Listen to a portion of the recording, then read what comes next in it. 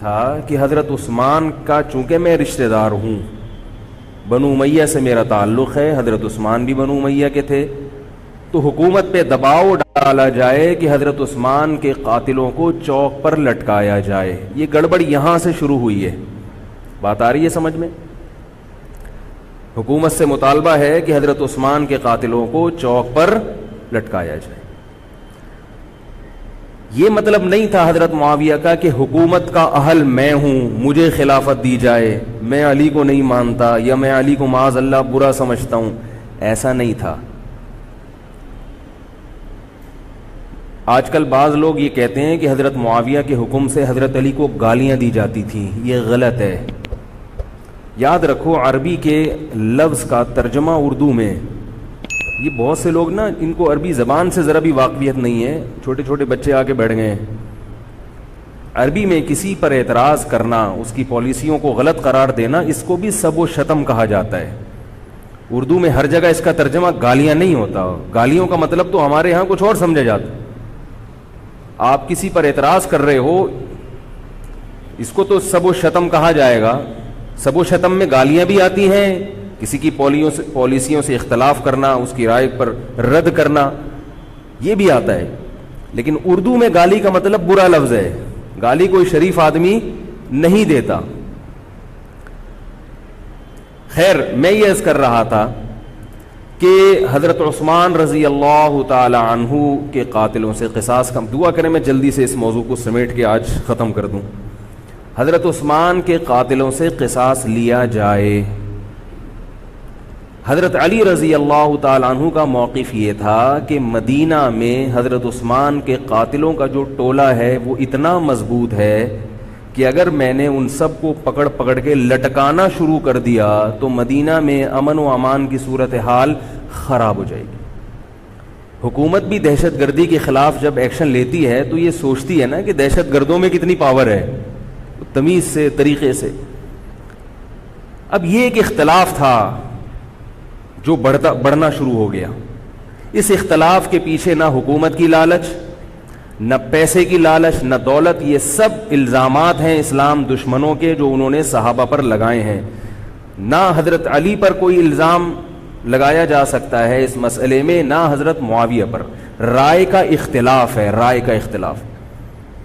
ابتدا میں حضرت معاویہ کے ساتھ بہت سارے صحابہ تھے، میں یہ تو نہیں کہہ رہا زیادہ، بہت سارے صحابہ، جن میں حضرت عائشہ رضی اللہ تعالی عنہا بھی تھی۔ بعد میں حضرت عائشہ رضی اللہ تعالی عنہا کا موقف تبدیل ہو گیا جب انہوں نے دیکھا کہ اس سے مسئلہ حل ہونے کے بجائے اور بگڑ رہا ہے۔ تو حضرت معاویہ نے حضرت علی کی بیعت سے انکار کیا، کہا کہ جب تک حضرت عثمان کے قاتلوں کو چوک پہ نہیں لٹکایا جاتا میں آپ کے ہاتھ پہ بیعت کرنے کے لیے تیار نہیں ہوں۔ یہ حضرت معاویہ کی رائے تھی۔ حضرت علی کی رائے یہ تھی کہ میرے لیے یہ فی الحال ممکن نہیں ہے، لہذا، اور اس سے ہو کیا رہا ہے، حکومت دو حصوں میں ڈیوائیڈ ہو رہی ہے۔ ان کی رائے یہ تھی کہ حضرت معاویہ رضی اللہ تعالی عنہ کو اپنے اس مطالبے سے دستبردار ہو کر میرے ہاتھ پہ بیعت کر لینی چاہیے، اور قرآن کا حکم ہے وَإِن طَائِفَتَانِ مِنَ الْمُؤْمِنِينَ اقْتَتَلُوا فَأَصْلِحُوا بَيْنَهُمَا فَإِن بَغَتْ إِحْدَاهُمَا عَلَى الْأُخْرَى فَقَاتِلُوا الَّتِي تَبْغِي حَتَّى تَفِيءَ إِلَى أَمْرِ اللَّهِ، کہ اگر مسلمانوں کا کوئی فریق بغاوت پہ اتر آئے، حکومت وقت سے لڑائی کرے، قاتل التی تبغی، تو جو طبقہ حکومت کو تسلیم نہیں کر رہا یا حکومت کے خلاف بغاوت کر رہا ہے اس سے قتال کرو۔ حضرت علی کا موقف یہ تھا کہ قرآن مجید کی یہ آیت مجھ سے مطالبہ کر رہی ہے کہ جو لوگ میرے ہاتھ پہ بیعت نہیں ہو رہے جبکہ میری خلافت قائم ہو چکی ہے، تو میں مسلمانوں میں تاکہ اختلاف اور انتشار نہ ہو، میں اس فریق کو تلوار کے زور سے بیعت کرنے پر مجبور کروں۔ بات آ رہی ہے سمجھ میں کہ نہیں آ رہی ہے؟ آج تو پولیس بھی نہیں بلا سکتے، موبائل ہی نہیں ہے بھائی، بند پڑے ہوئے، ورنہ میں پولیس بلوا لیتا آج آپ کو بات سمجھانے کے۔ لیکن میں کہتا ہوں کہ میں پولیس اگر بلواتا، اگر پولیس ہی کو سمجھ میں نہیں آئی، یہ بھی تو بڑا مسئلہ ہے۔ خیر، تو حضرت علی کا موقف یہ تھا، حضرت معاویہ کا موقف یہ تھا کہ حکومت کے خلاف بغاوت غلط ہے نا، جس کو حکومت مان لیا ہو، جب تک میں نے خلیفہ مانا ہی نہیں ہے تو میرا یہ عمل بغاوت نہیں کہلائے گا۔ یہ اختلاف رائے ہے، اور یہ اختلاف صحابہ میں بھی ہوا ہے، تابعین میں بھی ہوا ہے، ائمہ مجتہدین میں بھی ہوا ہے، اور آج تک ہوتا آ رہا ہے۔ اس قسم کے اختلافات مکمل ختم نہیں ہو سکتے۔ یہ صحابہ میں بھی ہوا ہے، قرآن و حدیث کو سمجھنے کا اختلاف کہا جاتا ہے اس کو، اور اس اختلاف کے بارے میں نبی صلی اللہ علیہ وسلم کی صحیح حدیث ہے، اذا اجتہد المجتہد فإن أصاب فله أجران وإن أخطأ فله أجر واحد۔ جب کوئی مجتہد اجتہاد کرتا ہے، کیا مطلب؟ قرآن و حدیث کو سمجھنے کی کوشش کرتا ہے، اگر وہ صحیح نتیجے پر پہنچ جائے تو اس کو 2 اجر ملتے ہیں، اگر غلط نتیجے پر پہنچے تو بھی 1 اجر ملتا ہے اس کو، اس لیے کہ اس کے بس میں جو تھا وہ اس نے کر لیا۔ اب پیغمبر تو موجود نہیں ہے جو آ کے بتائیں گے کہ یہ صحیح کر رہا ہے، یہ غلط کر رہا ہے۔ میں نے اپنے ایک استاد سے ایک مرتبہ پوچھا کہ حضرت یہ علماء میں جب اختلاف ہوتا ہے کسی مسئلے میں تو عوام بڑی پریشان ہوتی ہے، کیا کریں ہم؟ انہوں نے فرمایا کہ عوام کو یہ بتاؤ کہ ہم پیغمبر نہیں ہیں اور ہم پیغمبر سے براہ راست مسئلہ پوچھ نہیں سکتے، ہمارے پاس جو قرآن و سنت ہے اور جو فقہائے کرام نے اس قرآن و سنت کی تشریح کی ہے، جو فقہ کی کتابیں ہیں، ہم اس میں دیکھتے ہیں۔ اب اس میں 2 علماء کی رائے میں اگر اختلاف ہو جائے تو اس اختلاف کو ختم کرنے کا ہمارے پاس کوئی راستہ نہیں ہے۔ نبی ہوتے تو ہم پوچھ لیتے، جب راستہ نہیں ہے تو بھائی اللہ کے نبی نے فرما دیا کہ جو تمہارے بس میں ہے وہ کر لو، اگر درست بات تک پہنچ گئے ڈبل اجر، نہیں پہنچے تو بھی اجر۔ اس میں ہمیں بتا دیا کہ اسلام پر عمل کے لیے اتنا کافی ہے کہ جو تمہاری استطاعت میں ہے وہ کر لو۔ نہیں آئی بات سمجھ میں؟ اب یہ اختلاف چھوٹے مسائل میں بھی ہو سکتا ہے اور بڑے مسائل میں بھی ہو سکتا ہے۔ تیسری بھی ایک جماعت تھی، یہ 2 اختلاف تو پتہ چل گئے نا، حضرت علی کا موقف، حضرت معاویہ کا موقف۔ ایک تیسری جماعت تھی جو یہ کہتی تھی کہ نہ ہم حضرت علی کا ساتھ دیں گے نہ حضرت معاویہ کا، کیونکہ دونوں مسلمان ہیں، دونوں لڑ رہے ہیں، مسلمانوں کو ہم لڑتا ہوا نہیں دیکھ سکتے۔ ان کا موقف تھا، حضرت علی رضی اللہ تعالیٰ عنہ ایک صحابی کے پاس گئے اور ان سے کہا کہ آپ میری جماعت میں شامل ہوں اور اہل شام کے خلاف میرے ساتھ مل کے لڑیں۔ وہ صحابی گئے کہ لکڑی کی تلوار اٹھا کے لائے۔ انہوں نے کہا کہ میں نے رسول اللہ صلی اللہ علیہ وسلم سے سنا ہے کہ فتنے کا دور ہوگا، مسلمان آپس میں لڑیں گے، تو تم اس وقت اپنی تلوار کو لکڑی کی بنا لینا۔ لکڑی کی تلوار کا مطلب جو کسی سے لڑنے کے کام نہ آئے، میں تو نہیں لڑ سکتا۔ اب حضرت علی نے یہ نہیں کہ اس پہ تلوار رکھ دیا کہ نہیں تو تو جائے گا، یا تو دائرہ اسلام سے خارج ہے، یا تو باغی ہے، ٹھیک ہے نہیں آ رہی سمجھ میں چھوڑ دو۔ آج جو فتنے کھڑے ہو رہے ہیں نا، وہ اس پہ نہیں ہو رہے کہ صحیح کیا ہے غلط کیا ہے، فتنہ اس پر ہو رہا ہے کہ جو مجھے سمجھ میں آ رہا ہے وہ میں تھوپ کے اس کو مسلط کر دوں۔ مجھے اگر رفع الیدین سمجھ میں آ رہا ہے تو پوری دنیا رفع الیدین کیوں نہیں کر رہی، اور اگر مجھے ترک رفع الیدین سمجھ میں آ رہا ہے تو یہ چند لوگ رفع الیدین کیوں کر رہے ہیں۔ صحابہ کے دور میں رفع الیدین بھی ہوتا تھا اور ترک بھی ہوتا تھا، پھڈے نہیں ہوتے تھے۔ صحابہ کے دور میں زور سے آمین بھی تھی اور آہستہ آمین بھی تھی، جھگڑے نہیں تھے۔ صحابہ کے دور میں امام کے پیچھے فاتحہ پڑھنے والے بھی تھے اور امام کے پیچھے فاتحہ کو ناجائز اور حرام سمجھنے والے بھی تھے، مگر پھڈے بازی بولو بھائی نہیں تھی۔ تو حضرت علی رضی اللہ تعالیٰ عنہ نے ان صحابی کو مجبور نہیں کیا۔ حضرت علی کی فوج میں عمار ابن یاسر رضی اللہ تعالیٰ عنہ بھی تھے، زبیر ابن عوام، عبداللہ ابن زبیر رضی اللہ تعالیٰ عنہ، عبداللہ ابن زبیر ابن عوام۔ حدیث میں آتا ہے کہ جب جنگ صفین میں، جنگ جمل میں دونوں فوجیں آمنے سامنے کھڑی ہوئی ہیں، زبیر ابن عوام رضی اللہ تعالیٰ عنہ نے تقریر کی، اہل شام سے خطاب کر کے کہا کہ اے اہل شام، ہم جانتے ہیں کہ تمہارے ساتھ محمد صلی اللہ علیہ وسلم کی زوجہ ہیں حضرت عائشہ، جو ہمارے موقف سے متفق، یہ صحیح بخاری کی روایت ہے، جو ہمارے موقف سے متفق نہیں ہے، لیکن ہے نبی کی بیوی، اور ساتھ کس کا دے رہی ہیں؟ تمہارا۔ اب اعتدال دیکھیں صحابہ کی رائے میں۔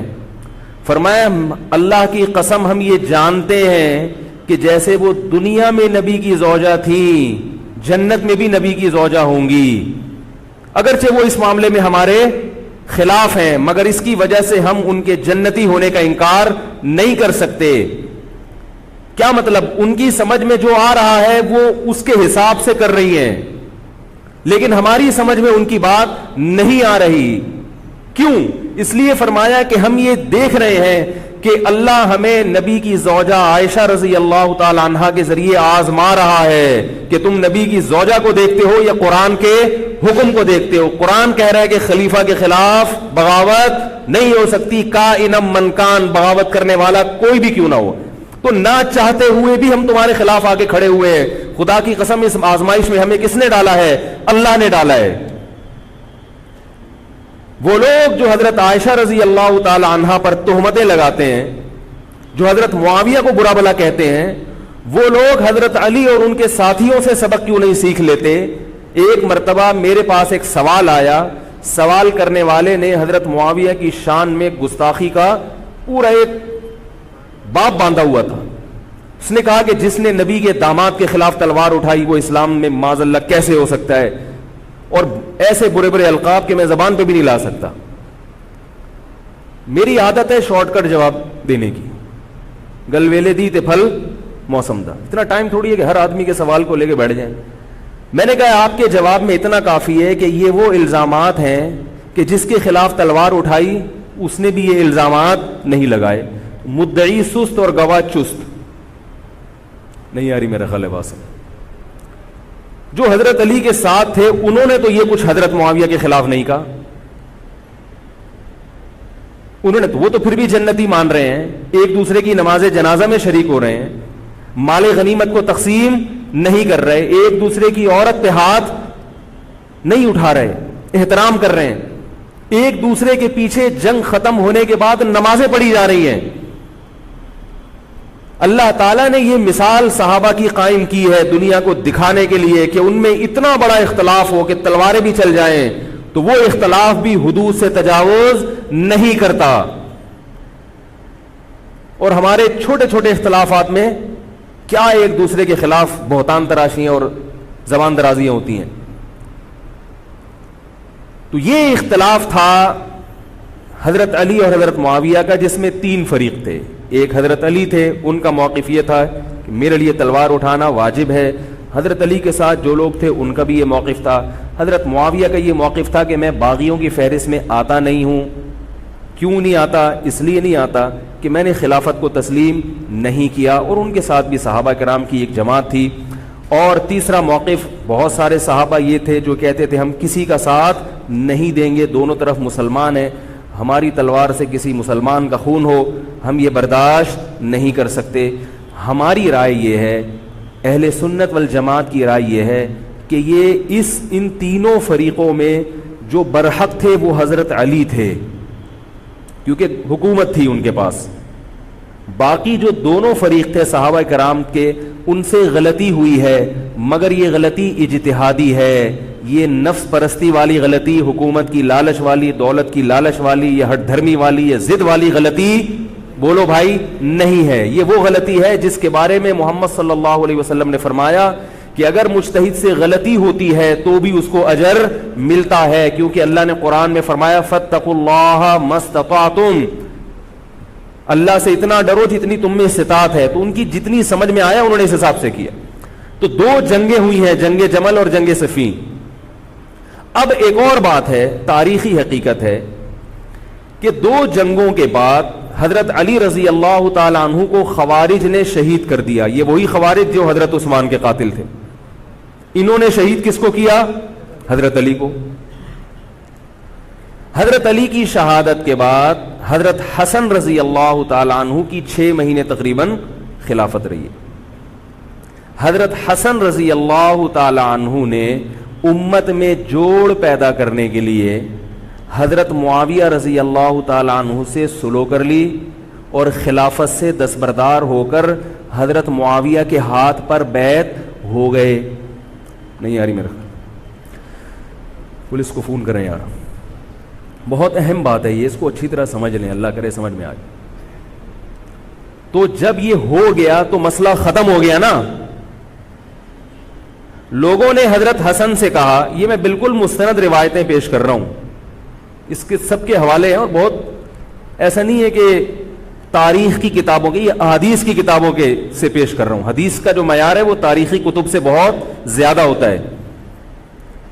لوگوں نے حضرت حسن سے یہ کہا کہ یہ تو عار اور ذلت کی بات ہے کہ آپ کے والد نے جس کے خلاف 2 جنگیں لڑی ہوں, تو آپ اپنے والد کی جس سے دشمنی رہی ہو, بیٹا اس سے بیعت ہو رہا ہے. ہمارے ہاں اس کا تصور ہے. سیاسی لوٹے ہمارے ہاں بہت ہیں, مگر وہ بھی دنیاوی مفاد میں دائیں بائیں لڑکتے ہیں. آخرت کی خاطر کوئی اپنے ہوتے سے دستبردار ہو جائے, یہ نہیں ہوتا. حضرت حسن اہل بیت میں سے ہیں. حضرت حسن بیعت ہو گئے کس کے ہاتھ پر؟ حضرت معاویہ. لوگوں نے کہا یہ عار اور ذلت کی بات ہے, تو حضرت حسن کے وہ تاریخی الفاظ ہیں کہ میں دنیا کی ذلت کو جہنم کی آگ پر ترجیح دیتا ہوں. کیا مطلب؟ میں مسلمانوں کو آپس میں لڑتا ہوا نہیں دیکھ سکتا, میں نہیں لڑتا ہوا دیکھ سکتا. اب کوئی اس بیس پر حضرت علی پہ الزام لگائے کہ اس کا مطلب وہ لڑتا ہوا دیکھ سکتے تھے. بھائی ان کا جو موقف تھا, جو ان کی سمجھ میں آیا وہ انہوں نے کیا. حضرت حسن کا موقف اپنے والد کے موقف سے مختلف تھا, یہ اختلاف رائے ہو سکتا ہے. ان کا موقف یہ تھا کہ بھئی حضرت معاویہ حکومت کے اہل ہوں یا نہ ہوں یہ ایک الگ بحث ہے, اگر میں ان کے مقابلے میں متوازی حکومت قائم کروں گا تو پھر مطالبہ ہوگا حضرت عثمان کے قاتل سے قصاص, جو کہ ممکن نہیں ہے, اور پھر یہ لڑائی آگے چلے گی. بہتر ہے کہ دستبردار ہو جاؤ کہ حضرت آپ ہمارے خلیفہ ہیں, آپ ہمارے امیر ہیں. نبی صلی اللہ علیہ وسلم اس کی پیشگوئی پہلے کر چکے تھے. حضرت حسن رضی اللہ تعالیٰ عنہ کے بارے میں فرما چکے تھے کہ اللہ میرے اس بیٹے کے ذریعے مسلمانوں کے 2 فریق میں صلح پیدا کریں. تو جو اہل بیت سے محبت کرنے والے لوگ ہیں ان کو بھی چاہیے کہ کوئی ایسا کام نہ کریں جس سے مسلمانوں میں دوبارہ سے اختلاف اور انتشار پیدا ہو جائے. جوڑ کی اہمیت شریعت میں زیادہ ہے. اب جب حضرت معاویہ کی خلافت قائم ہوئی ہے, حضرت معاویہ نے حضرت حسن رضی اللہ تعالیٰ عنہ کے اکرام میں کوئی کسر نہیں چھوڑی. اس پر متواتر روایات ہیں کہ حضرت معاویہ جتنا حضرت حسن کا اکرام کیا کرتے تھے اتنا کسی کا اکرام نہیں کرتے تھے. بہت زیادہ آپ کو عزت دی حضرت معاویہ رضی اللہ تعالیٰ عنہ نے. حضرت معاویہ کے بعد یزید کی خلافت قائم ہوئی ہے, حکومت قائم ہوئی ہے. حضرت معاویہ صحابی رسول تھے. بہت سارے صحابہ کو آپ کے طریقہ حکومت پر اعتراض تھا, کیونکہ بہرحال باقاعدہ سلیکشن نہیں ہوئی تھی. لیکن پھر بھی صحابہ کرام نے جب حضرت حسن بیعت ہو گئے تو باقی کس کو اعتراض کا ہوگا بھائی. پھر حضرت معاویہ رضی اللہ تعالیٰ عنہ کے دور میں بہت جہاد ہوا ہے. اسلامی خلافت, ہمارا جو بر صغیر میں اسلام آیا ہے اس کا بہت بڑا حصہ حضرت معاویہ کے دور میں اسلام آیا. یہاں حضرت معاویہ کے بعد جب یزید خلیفہ بنا ہے مسلمانوں کا, تو بہت سارے صحابہ نے یزید کے ہاتھ پہ, بہت سارے تو نہیں, چند صحابہ نے یزید کے ہاتھ پر بیعت کرنے سے انکار کر دیا.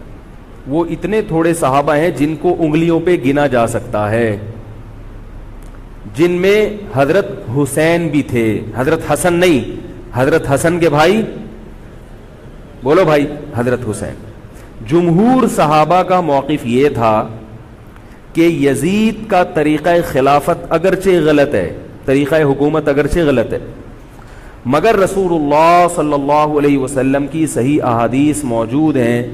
نبی صلی اللہ علیہ وسلم نے فرمایا, صحیح بخاری کی حدیث ہے, اسمعوا واطیعوا ولو سلط علیکم رجل حبشی کأن رأسہ ذبیبہ.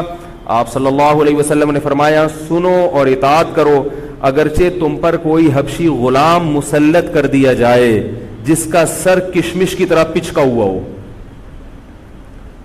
کیا مطلب؟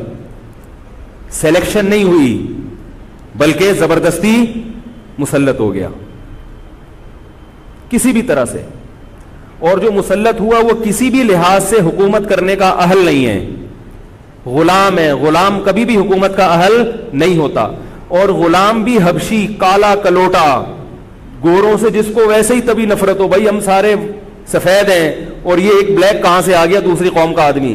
انسان دوسری قوم کے آدمی کو قبول نہیں کرتا, قوم بھی دوسری, اور فرمایا شکل بھی اچھی نہیں ہے. بھائی حاکم کم از کم شکل کا اچھا ہو تو اطاعت کرتے ہوئے مزہ آتا ہے, شکل بھی اچھی نہ ہو تو آدمی کہتا ہے یار اس کی مانوں میں, عجیب سا ہے یہ فطرت ہے انسان کی. لوگ کوشش کرتے ہیں امام لائیں تو شکل بھی اچھی ہو اس کی, یہ کوشش کرتے ہیں لوگ, امام میں پتہ نہیں کیا کیا دیکھ رہے ہوتے ہیں. تو کیا ہے, شکل بھی اچھی نہیں ہے اور عقل بھی نہیں ہے, سر پچکا ہوا ہے کس کی طرح, کشمش کی طرح. صحیح ہے بخاری کی حدیث. مطلب یہ کہ کسی بھی لحاظ سے نہ لک وائز اچھا لگ رہا ہے آپ کو, نہ اس کے اندر صلاحیتیں ہیں, مگر مسلط ہو گیا, کسی نے بھی مسلط کر دیا, تو آپ نے فرمایا اب اس کے خلاف بغاوت نہیں کرنی, اس کی اطاعت کرنی ہے. آپ کہیں گے یہ کیسا حکم ہے بھائی اسلام کا, ایک آدمی نا اہل ہے مگر اس کی مان کے چلو تو مروا دے گا. یہ اس لیے اسلام نے حکم دیا ہے کہ اس کے پاس پاور تھی تو مسلط ہوا ہے نا. کیا خیال ہے بھائی؟ تو اب جب اس کے خلاف چلو گے تو اس سے وہ ہٹنے والا نہیں ہے, وہ خون خرابہ کر دے گا, قتل و غارت کرے گا اور فساد پیدا کر دے گا وہ. کیونکہ اگر وہ کمزور ہوتا تو خلیفہ بنتا نہیں. وہ خلیفہ کی, حاکم کی ڈیفینیشن کیا ہے؟ جس کے پاس قوت نافذہ ہو.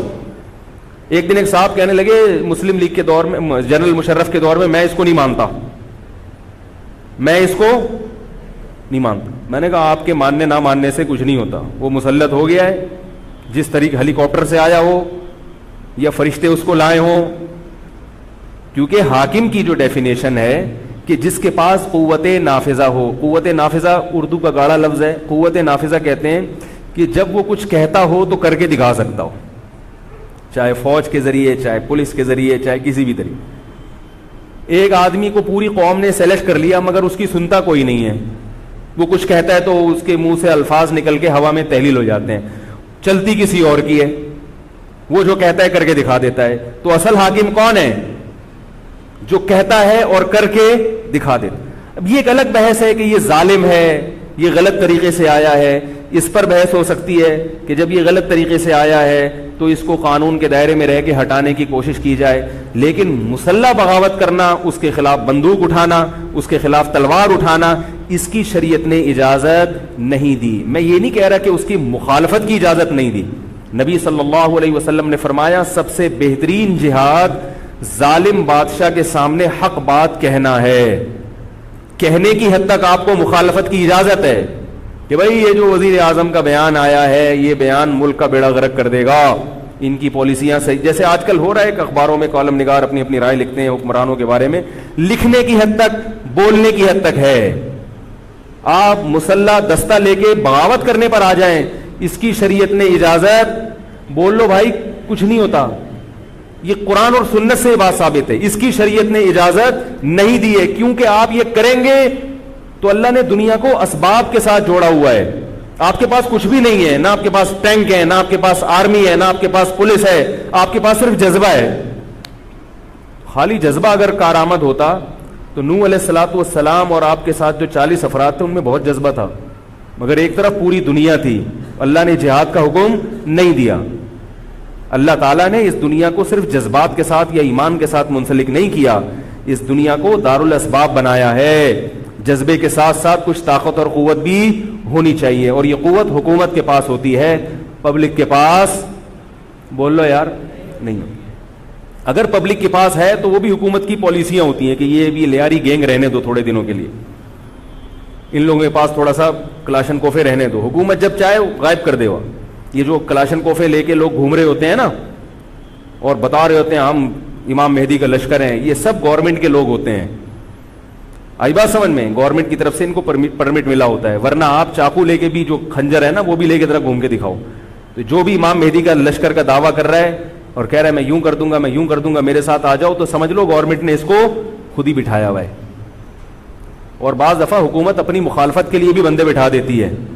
یہ ایجنسی والے بڑے ہوشیار ہوتے ہیں, یہ اپنی مخالفت کے لیے پبلک بندوں کو خرید کے بٹھاتے ہیں کہ تم آرمی کے خلاف اور ایجنسیوں کے خلاف تقریریں کرو اور جہاد کا اعلان کرو. اس کا نتیجہ کیا نکلتا ہے؟ جو جو جہاد کے اعلان میں ان کے ساتھ ہوتے چلے جاتے ہیں ان کے نام ایجنسیوں کے پاس پہنچ جاتے ہیں. پھر ایجنسیاں کہتی ہیں ابھی ان کو کھل کے جہاد کرنے دو, تاکہ جتنے لوگوں میں اس قسم کے جہاد کے جراثیم ہیں وہ تمام آ جائیں اور ایک ہی دفعہ اسپرے کر کے سب کو نمٹا دیا جائے. یہ ایک بچوں کی طرح کبھی اس کو پکڑ لیا, یہ کام نہیں ہوتا. تو اس لیے کہہ رہا ہوں یہ جو نوجوان طبقہ ہے اس کو جہاد کے نام پہ الو بنانے والے ہر جگہ بہت ہیں. الو ضرور بنو مگر کسی اور عنوان سے بن جاؤ, جہاد کے نام پہ الو نہ بنو, کیونکہ کسی اور عنوان سے الو بنو گے اتنا نقصان نہیں ہوگا. اس عنوان سے الو بنو گے تو بڑا بیڑا غرق ہو جائے گا, جیسے کہ بہت سو کا بیچاروں کا ہو چکا ہے. تو میں یہ عرض کر رہا تھا کہ نبی صلی اللہ علیہ وسلم کی صحیح حدیث ہے, اسی طرح صحیح مسلم کی حدیث ہے, آپ صلی اللہ علیہ وسلم نے حاکم کی اطاعت کا حکم دیا. صحابہ نے عرض کیا یا رسول اللہ اگر وہ ہم پہ ظلم کرے تو بھی بغاوت نہ کریں. آپ نے فرمایا وَإِن ضَرَبُوا ظَهْرَكَ, اگرچہ وہ تمہاری پیٹھ پہ کوڑے مارے, ایسا ظالم ہو, پھر بھی بغاوت. یہ میں نہیں کہہ رہا, یہ محمد صلی اللہ علیہ وسلم کے الفاظ ہیں. کیوں؟ اس لیے کہ آپ صلی اللہ علیہ وسلم نے اتحاد پہ زیادہ زور لگایا ہے. بھائی حکومت ایک ہوگی جیسی مرضی لنگڑی لولی ہو, مگر مسلمان کی جو ایک یونائٹی ہے, جو ایک اتحاد ہے, وہ تو برقرار رہے گا نا. اگر آپ کمزور ہو گئے تو کتنا مرضی ایمان ہو, کمزور آدمی دنیا میں کہیں بھی نہیں پنپ سکتا. تبھی میں کہتا ہوں پاکستان کی قدر کرو, جیسا مرضی ہے, ایک مضبوط آرمی تو ہے نا, ایٹم بم تو ہے, جیسی مرضی آرمی ہو, لیکن ہے تو نا. اگر یہ ختم ہو گئی اور نیک نیک لوگ آ گئے مگر اتنے پاورفل نہ ہوئے, وہ آپ کو انڈیا سے نہیں بچا سکتے, وہ آپ کو امریکہ کے شر سے نہیں بچا سکتے, کیونکہ اس وقت پوری دنیا پاکستان کی دشمن ہوئی ہوئی ہے سوائے چند ممالک کے. اور وہ جو ملک بچا ہوا ہے یہ میرے اور آپ کی تقریروں سے نہیں بچا ہوا, یہ ایٹم بم سے بچا ہوا ہے. اللہ نے دنیا کو اسباب کے ساتھ جوڑ دیا ہے, ایٹم بم بھی ہے اور پھر ایمان کی طاقت بھی ہے کسی حد تک, جو کہ بہت ہی شارٹ ہو گئی ہے ایمان کی طاقت.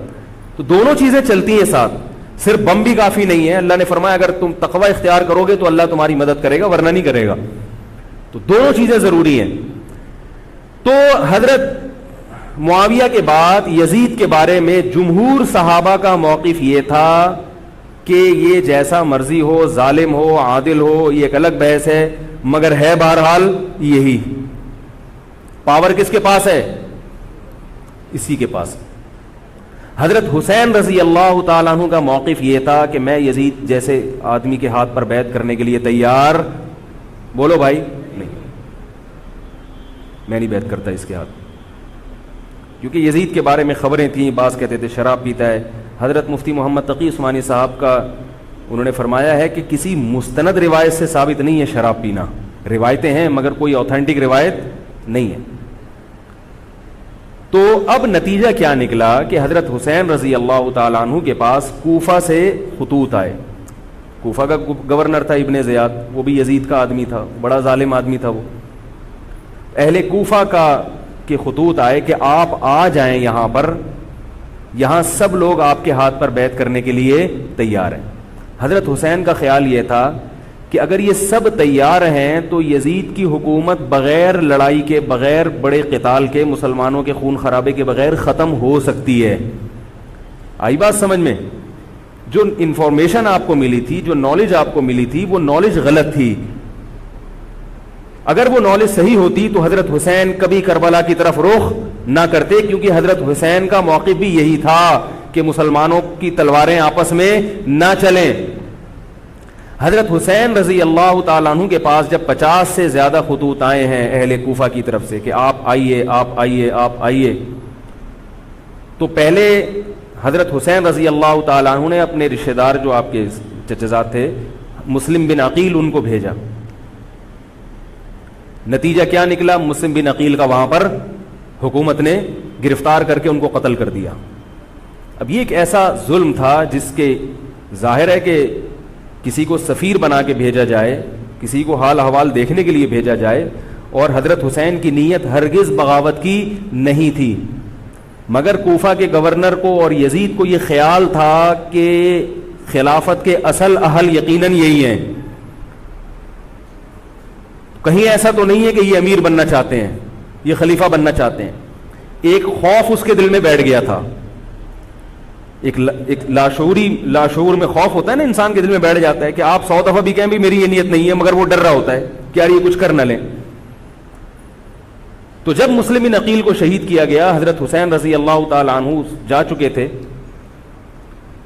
جب حضرت حسین رضی اللہ تعالی عنہ کوفہ کی طرف جا رہے تھے, بہت سارے صحابہ نے آپ کو منع کیا, جن میں عبداللہ ابن عمر رضی اللہ تعالی عنہ بھی تھے, عبداللہ ابن عباس رضی اللہ تعالی عنہ بھی, کہ آپ یہ کام نہ کریں.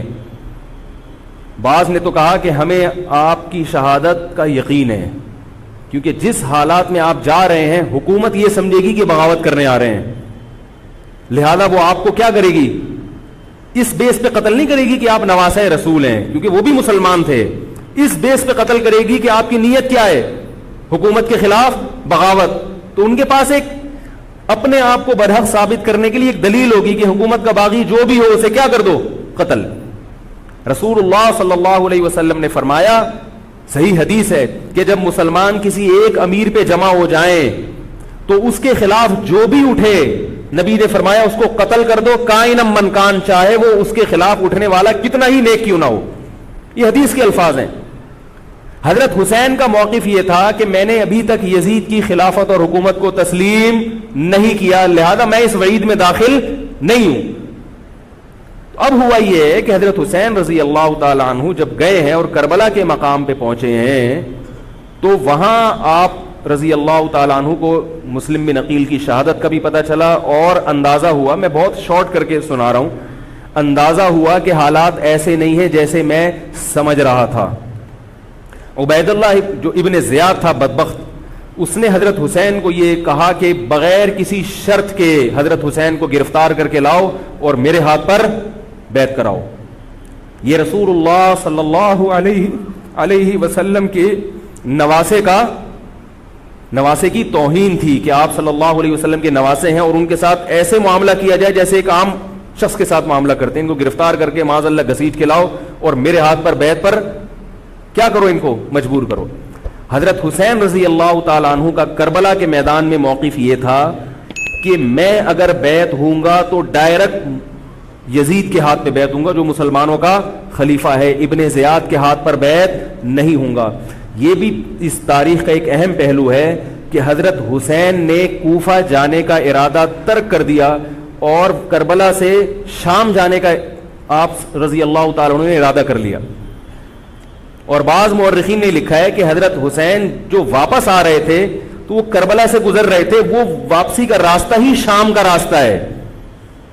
نہیں یاری بات میرا خیال ہے سمجھ, وہ جس ٹریک پر چل رہے تھے وہ راستہ کون سا ہے, وہ شام کو جاتا ہے. یہ اس کی علامت ہے کہ آپ یزید سے ملاقات کے لیے, مذاکرات کے لیے تیار, بولو بھائی, ہو چکے تھے کہ میں خود براہ راست یزید سے مل کے حال احوال دیکھتا ہوں, اگر مجھے سمجھ میں آئے تو میں اس کے ہاتھ میں بیعت ہو جاؤں گا. حضرت حسین رضی اللہ تعالی عنہ کا مقصد حکومت کے خلاف تلوار اٹھانا, بولو بھائی, نہیں تھا, ورنہ وہ اس کے لیے تیار نہ ہوتے. مگر جو ابن زیاد تھا اس نے حضرت حسین رضی اللہ تعالی عنہ اور آپ کے ساتھ جتنے اہل بیت تھے ان پر ظلم یہ کیا اس بدبخت نے کہ اس نے انہیں شام جانے کا راستہ نہیں دیا, اور اس میں اپنی توہین محسوس کی کہ میرے ہاتھ پر بیعت کیوں نہیں ہو رہے, اور لشکر بھیجا جس لشکر نے چاروں طرف سے حضرت حسین رضی اللہ تعالیٰ عنہ کو گھیرا. حضرت حسین نے کہا کہ میں عزت کی جو موت ہے اس کو ذلت کی زندگی پر ترجیح دیتا ہوں. کوئی بھی غیرت مند ہوتا تو اس وقت یہی کرتا کہ بھئی جب میں اپنے دعوے سے بھی دستبردار ہو گیا اور میں شام جانے کے لیے بھی تیار ہو گیا, اب میرا راستہ روکنے کی کیا حقیقت ہے. اللہ تعالیٰ کوفہ کے گورنر کے ذریعے حضرت حسین کا قتل کروانا چاہتے تھے تاکہ اس کی بدبختی ساری دنیا کے سامنے ظاہر ہو جائے. اگر حضرت حسین پھر بھی تلوار چلاتے, پھر بھی لڑتے, تو حضرت حسین پر یہ الزام لگایا جا سکتا تھا کہ معاذ اللہ آپ باغیوں میں ہیں. تو اللہ تعالیٰ نے اپنے نبی کے نواسے کو اس الزام سے محفوظ رکھا اور آپ نے لڑائی کا ارادہ ترک کر دیا. حضرت حسین نے کربلا کے میدان میں جو لڑائی لڑی ہے وہ اقدامی لڑائی نہیں تھی, وہ دفاعی لڑائی تھی. دیکھو جب حکومت آپ کو گھیر لے چاروں طرف سے, آپ کہیں ٹھیک ہے بھائی میں لڑائی سے دستبردار ہوتا ہوں, مجھے میرے گھر جانے دو. حضرت حسین کا ایک مطالبہ یہ بھی تھا کہ یا تو مجھے واپس جانے دو مدینہ, میں جہاں سے آیا ہوں وہیں جا رہا ہوں واپس, مکہ جانے دو یا مدینہ جانے دو. ان کا ایک مطالبہ تھا کہ نہیں، ان کو گرفتار کر کے لاؤ اور زبردستی ہمارے ہاتھ پر بیعت کراؤ. یہ ظلم تھا. نتیجہ کیا نکلا ہے کہ کربلا کے میدان میں آپ کو گھیر کر آپ کو بھی شہید کر دیا گیا، اور جتنے اہل بیت تھے مرد سوائے امام زین العابدین کے جو حضرت حسین رضی اللہ، حضرت حسن کے بیٹے تھے، ان کے علاوہ جتنے بھی اہل بیت تھے ان سب کو قتل کر دیا گیا. اور یہ اسلامی تاریخ پر ایک بدنما داغ ہے یہ واقعہ کہ ایک اسلامی حکومت تھی اور اس کے اسلامی حکمران تھے، اور ان حکمرانوں کے ہاتھوں محمد صلی اللہ علیہ وسلم کے نواسے کا سر جو ہے وہ گردن اڑائی گئی ہے. مجھ سے خدا کی قسم یہ الفاظ ادا نہیں ہو رہے، میں اپنے جذبات پہ بہت زیادہ کنٹرول کر رہا ہوں. وہ منظر کیا ہوگا کہ جب نبی صلی اللہ علیہ وسلم کے نواسے، آپ صلی اللہ علیہ وسلم کے نواسے کی گردن اڑائی گئی ہوگی. تو یہ بہت ایک اسلامی تاریخ میں ایک بدترین واقعہ ہے. لیکن بات یہ ہے کہ جب یہ واقعہ ہو گیا اور قتل کر دیا گیا، باقی جتنے بھی جو زندہ بچے تھے اہل بیت وہ یزید کے پاس لے جائے گئے. روایات میں آتا ہے کہ یزید نے ان کا اکرام کیا اور ان کو عزت کے ساتھ تحفے تحائف دے کر واپس کیا.